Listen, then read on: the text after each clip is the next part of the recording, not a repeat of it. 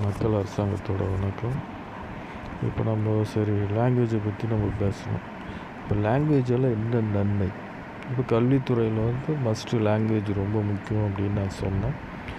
லாங்குவேஜால் என்ன முக்கியம்? இந்த மாதிரி லாங்குவேஜெலாம் நம்ம கற்றுக்கிட்டா என்ன முக்கியம் அப்படின்றத இப்போ நம்ம பார்ப்போம். இப்போ நீங்கள் தமிழ்நாட்டில் இருக்கீங்க. தமிழ்நாட்டிலேருந்து ஒரு ஆந்திர பிரதேசம் போகிறீங்க. ஒரு ஆந்திர பிரதேசம் இல்லை ஒரு கர்நாடகா ஏதோ ஒரு மாநிலத்துக்கு போகிறீங்க. அந்த மாநிலத்தில் போனவுடனே நீங்கள் பேச வேண்டிய மொழி என்னன்னா அந்த மாநில மொழி உங்களுக்கு தெரியாது, கண்டிப்பாக தெரியாது. ஏன்னா அந்த மாநிலத்தில் நீங்கள் போட்டுட்டிங்கன்னா அந்த மாநில மொழி உங்களுக்கு தெரியறதுக்கு வாய்ப்பு இல்லை. ஒரு சாதாரண படிக்காதவர் போகிறீங்க அப்படின்னும்போது அந்த மாநிலத்தை மொழி உங்களுக்கு தெரிஞ்சிருக்க வாய்ப்பு இல்லை.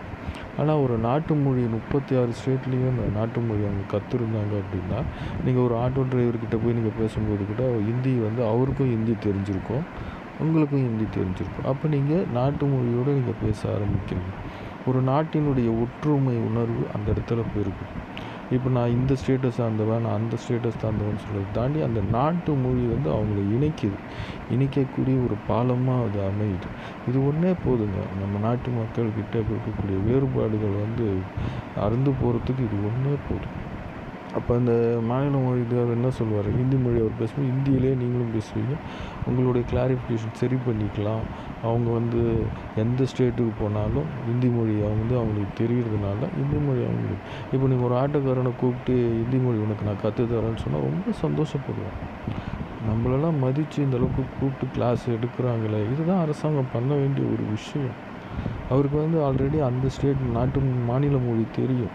அவருக்கு நாட்டு மொழி தெரிஞ்சாலே போதும். அவருக்கு வெளிநாட்டு மொழி தெரியணும்னு அவசியம் கிடையாது, சமஸ்கிருத மொழி தெரியணும்னு அவசியம் கிடையாது. இந்த 2 மொழி அவருக்கு போதுமான ஒரு விஷயம்.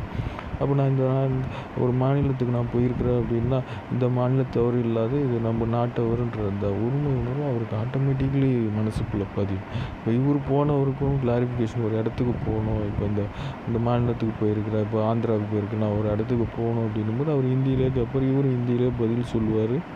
அவங்களுக்கு தெளிவாகிடும். இப்போ அது தெரியாதனால என்ன பண்ணுறாங்க, யாரோ ஒருத்தரை பார்த்து கேட்குறாங்க, தமிழ் தெரிஞ்சவங்கள பார்த்து பேசணும்னு நினைக்கிறாங்க, அப்படி இங்கிலீஷில் பேசுகிறாங்க. இங்கிலீஷில் அவங்களுக்கு பேசுறதுக்கு இவங்க ஏதோ ஒன்றும் பேசுகிறாங்க. அதனால் ஏமாற்றங்கள் நிறையா மாற்றுது.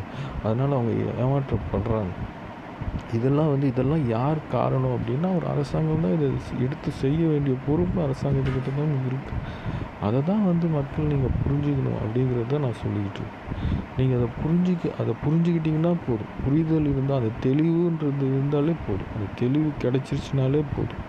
அப்போ அவர் அந்த மாநில மொழி அவர் ஹிந்தி கற்றுக்கிட்டாரு அப்படின்னா நல்லா சந்தோஷமாக அவருக்கு இவருக்குள்ள ஒரு பிணைப்பு ஏற்படும்.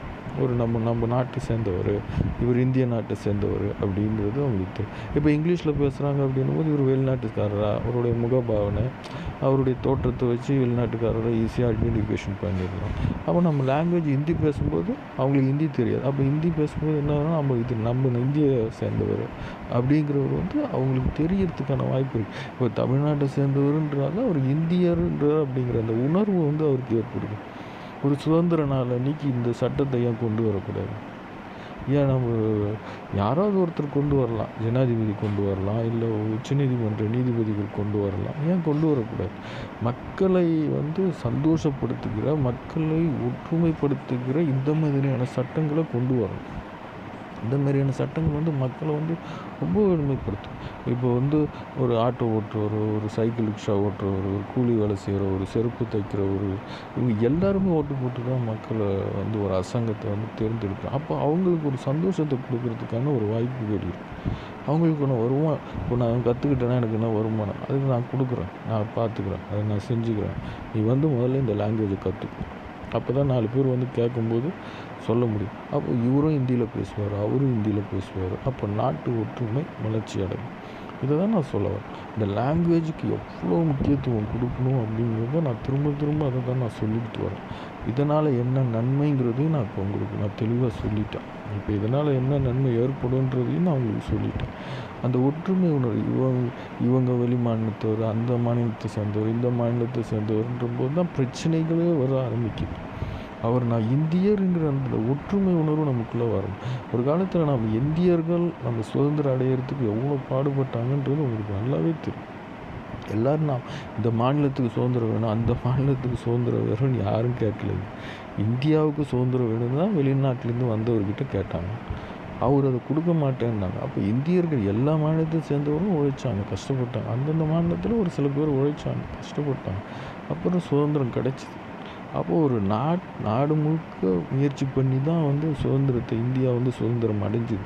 அப்போது ஒரு நாட்டினுடைய மொழியை வந்து நம்ம ஏன் அங்கீகரிக்க மாட்டேங்குது? அதுதான் கேள்வி. அந்த நாட்டு மொழியை நான் சொல்ல மாட்டேன்னு சொன்னால் அவர் இந்த நாட்டிலே வாழ்கிறதுக்கு தகுதி இல்லாதவர் தான் நான் சொல்லுவேன். அவர் இந்த நாட்டுக்கு தகுதி இல்லாதவர். அவர் இந்த நாட்டில் அவர் இருக்க வேண்டிய அவசியம் கிடையாது. இதை ஒரு அரசாங்கம் தான் வந்து நிரூபிக்கணும். இப்போ ஒரு வெளிநாட்டில் நீங்கள் போயிட்டு அந்த நாட்டு மொழியை நான் பேச மாட்டேன்னு சொல்லி பாருங்கண்ணா, வெளியே போயிடுங்க, இந்த நாட்டில் இருக்காதீங்க அப்படின்னு சொல்லி. ஒரு நாட்டினுடைய மொழியை வந்து தன்னுடைய உயிரை போல பாதுகாக்கிறவங்க தான் தேசிய கீதம் பாடுறீங்க. தேசிய கீதம் ஹிந்தியில் தானே இருக்குது. தேசிய கீதம் ஹிந்தியில் தான், அதை மாற்றியா பாட போகிறீங்க? ஜனநாயக மனகதி பாடுறீங்க. எல்லாமே பாருங்கள், மொழிக்கு எவ்வளோ முக்கியத்துவங்கிறத பாருங்கள். நன்றி.